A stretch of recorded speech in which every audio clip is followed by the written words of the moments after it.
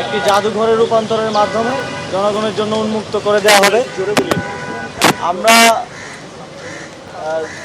2024 সালের জুলাইয়ের যেই গণঅভ্যুত্থান, সেই গণঅভ্যুত্থানের স্মৃতি এবং এই ফ্যাসিবাদী যেই শাসন, এই শাসনের সময়কার যেই জনগণের উপর যে অত্যাচার, নিপীড়ন, গুম, খুনের যেই স্মৃতিগুলো আছে সেগুলো সংরক্ষণ করে এই গণভবনকে একটি জাদুঘরে রূপান্তরিত করে জনগণের জন্য উন্মুক্ত করে দেওয়া হবে। আজকে আমরা সেই উদ্দেশ্যেই প্রাথমিক ভিজিট করতে এসেছি এবং একটা কমিটি করার মাধ্যমে স্থাপত্য শিল্পী এবং আর্কিটেক্টদেরকে নিয়ে, যারা জাদুঘর বিশেষজ্ঞ আছেন, তাদেরকে নিয়ে একটি কমিটি করে দেওয়ার মাধ্যমে এটার কার্যক্রম শুরু হবে।